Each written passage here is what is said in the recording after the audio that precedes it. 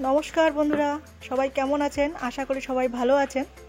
তো আজকে আমি মাছের ডিমের একটা দুর্দান্ত রেসিপি আপনাদের সাথে শেয়ার করব। তো ভিডিওটি শেষ পর্যন্ত দেখার জন্য আপনাদের কাছে অনুরোধ রইল। তো প্রথমেই আমি মাছের ডিমটাকে ভালো করে পরিষ্কার করে নিচ্ছি। দেখুন, প্লাস্টিকের মতো যে অংশটা ওগুলো আমি তুলে নিচ্ছি। আমার এখানে পরিষ্কার করা হয়ে গেছে। এখন একটা বাটিতে আমি মাছের ডিম নিয়ে নিলাম, দিয়ে দিচ্ছি পরিমাণ মতো লবণ, একটা বড় সাইজের পেঁয়াজ কুচি করে কেটেছি আমি এটা দিয়ে দিলাম, আর দিয়ে দিচ্ছি কয়েকটা কাঁচা লঙ্কা কুচি। এখন আমি সমস্ত কিছু হাত দিয়ে ভালো করে মেখে নেব। মাছের ডিমের অনেক রকম পদই আপনারা খেয়েছেন, এভাবে করে বাড়িতে অবশ্যই একবার তৈরি করে দেখবেন, খেতে কিন্তু খুবই সুস্বাদু হয়।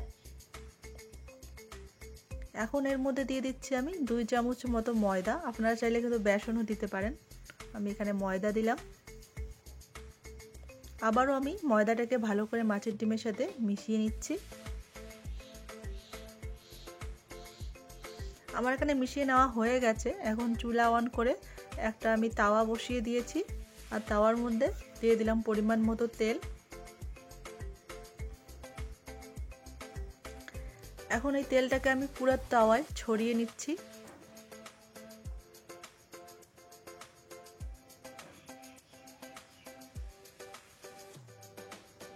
তাওয়াটা গরম হয়ে গিয়েছে। এখন আমি এর মধ্যে মাছের ডিমটা দিয়ে দিলাম। আমি একেবারেই পুরোটা দিয়ে দিলাম। এখন একটা চামচ দিয়ে ছড়িয়ে দিচ্ছি।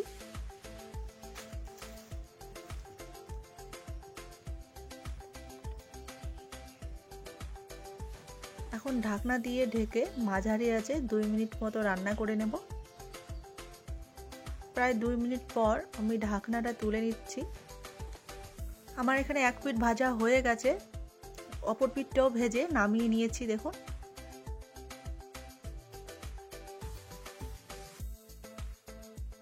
একটু ঠান্ডা হওয়ার পরে আমি একটা ছুরির সাহায্যে কেটে নিচ্ছি।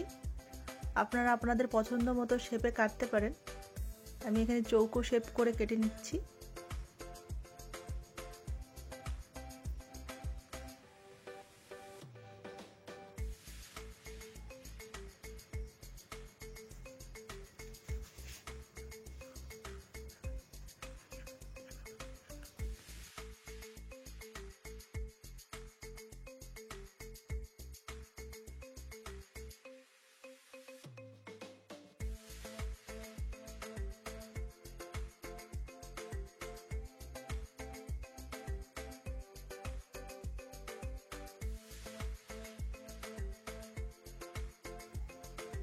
আমার এখানে কাটা হয়ে গেছে। এখন কড়াই গরম করে দিয়ে দিচ্ছি সামান্য পরিমাণে তেল, আর একটা গোটা পেঁয়াজ কুচি আর লঙ্কা কুচি দিয়ে দিলাম।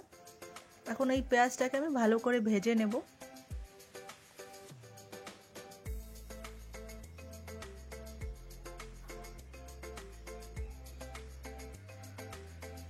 দেখুন বন্ধুরা, আমার এখানে পেঁয়াজ ভাজা হয়ে গেছে। এখন এর মধ্যে দিয়ে দিলাম আমি 1 চামচ আদা রসুন বাটা,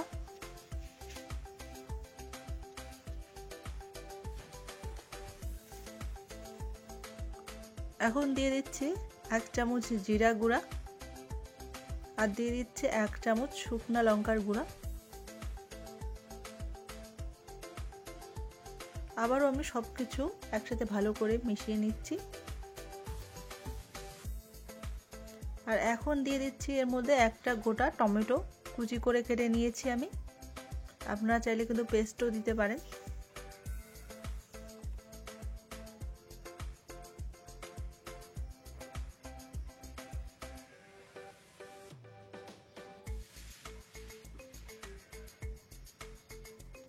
দিয়ে দিচ্ছি স্বাদ মতো নুন। এখন আমি সব কিছুকে ভালো করে কষিয়ে নেব।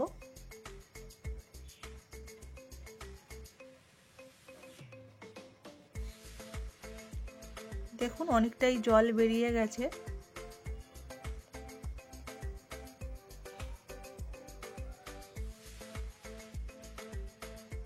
দেখুন বন্ধুরা, আমার এখানে কষানো হয়ে গেছে। এখন এর মধ্যে দিয়ে দিচ্ছি আমি পরিমাণ মতো গরম জল।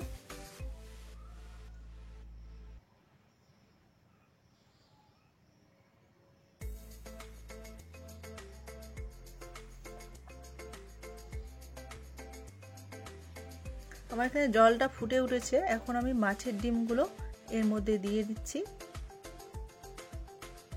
আর এই রান্নাটা এতটাই টেস্টি হয় যে এক থালা ভাত আপনারা নিমেষেই শেষ করে দেবেন, এতটাই টেস্টি হয়। আপনারা বাড়িতে অবশ্যই একবার এভাবে করে তৈরি করে দেখবেন।